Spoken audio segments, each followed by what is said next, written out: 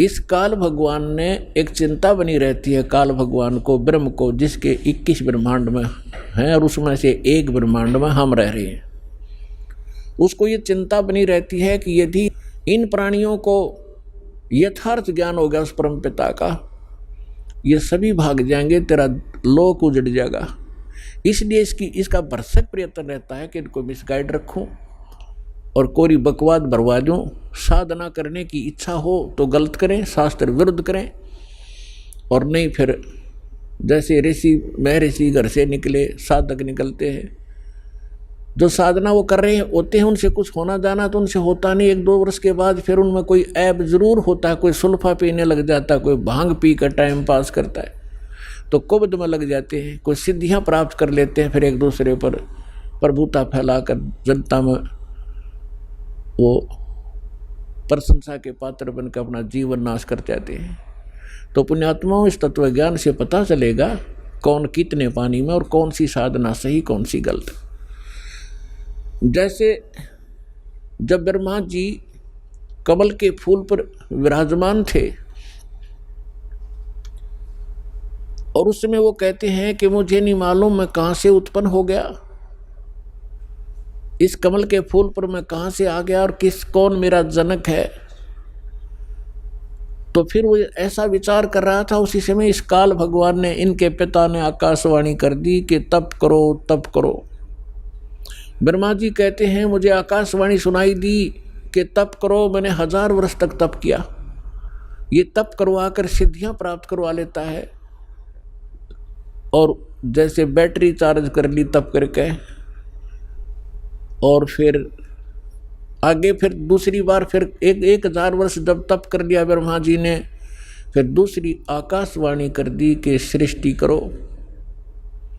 सूक्ष्म वेद में कहा है कि तपो तपो कर वाक्य सुनाया, लोक रचो बल मेरी माया।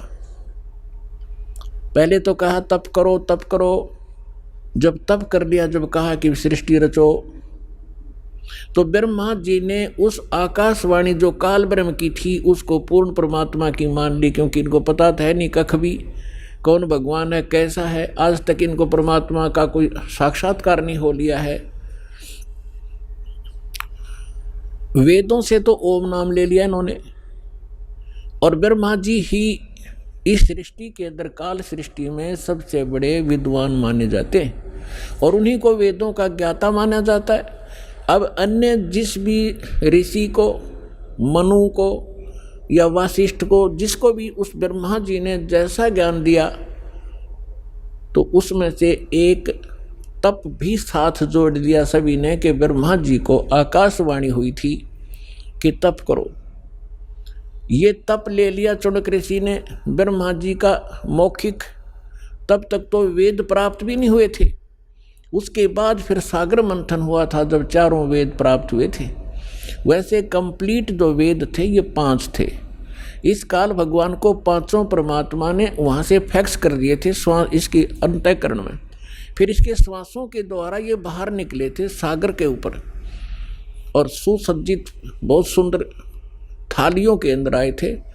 तो इस ज्योत निरंजन ने वो 4 पढ़े, 5 पढ़े इसने, तो 5वें जो वेद था उसके अंदर उस परमात्मा का विशेष ज्ञान था। तो इसको चिंता बन गई कि उस परमात्मा की इस प्रकार जानकारी प्राणियों को होगी, ये सब भाग जाएंगे।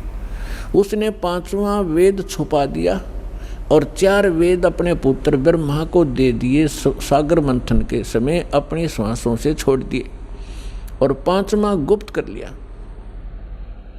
उसकी अक्षति पूर्ति करने के लिए स्वयं परमेश्वर को आना पड़ता है, उस 5वें वेद को, तत्व ज्ञान को बताने के लिए। तो जो दास आज कंसेप्ट क्लियर करने जा रहा है कि आपको वो स्थान मिला, आपको तत्व ज्ञान मिला, तो आप कितने शुभ संस्कारी प्राणी हो। सभी बहन भाई बुजुर्ग बेटी माई बाई सभी जो यहाँ पहुँचे, चाहे कोई दुख में आ रहा है, चाहे कोई ज्ञान समझ के आया है, या किसी भाई बहन के कहने से इस पवित्र स्थल पर पहुँचा है, तो यहाँ आने के बाद अपने आप इस रंग में रंग ही जाता है 1-2 बार सत्संग सुनने के बाद। आज सब बुद्धिमान समाज है,